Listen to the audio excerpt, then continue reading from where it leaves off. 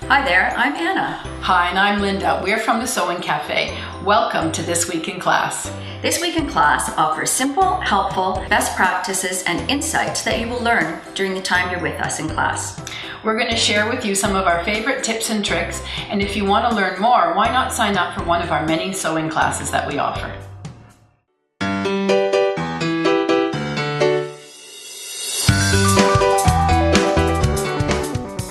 So if you're a quilter, you're going to love the Rotary Cutter if you haven't discovered it already.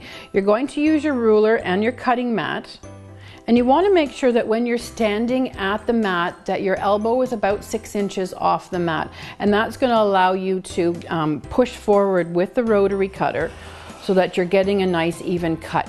You want to make sure that your hand is beside the blade, so you're going to stop and walk your hand up. And then when you run out of ruler, you're going to keep your blade down, and then you're just going to push your ruler forward. And what that's going to do is make sure that you don't have a double cut right here. Okay, make sure you close the blade before you put it down. As I said, we want to make sure we have good safety practices. Now, the other thing I want to talk about is the mat. You must have a cutting mat when you're using the Rotary Cutter. It's a self-healing mat so that where you cut, the ridges won't keep getting ridges, so that you're not going to get little pieces of thread. And what we suggest in class is that you turn the mat so that you're not always cutting in the same spot. Because if you stand in one particular spot, then you're going to get too many cuts in one spot.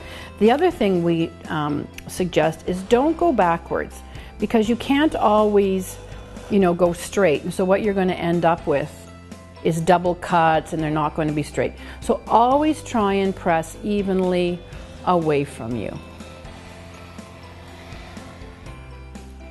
And make sure you put that blade away. And then about the board. Make sure you store your board flat. These things they're an investment. You're going to keep them for a really long time. Make sure you store them flat. It's recommended that you wet them down. We wet them down at the Sewing Cafe probably about once a week, and we make sure that they're washed and clean, and we get rid of all of the little fluffies in that, and that'll make your board last for a really long time. We hope you enjoyed This Week in Class and can use some of the tips in your next sewing adventure. Yes, thanks for joining us. If you want to learn more, we have classes from beginner to advanced sewists. Come by for a visit. We'd love to meet you.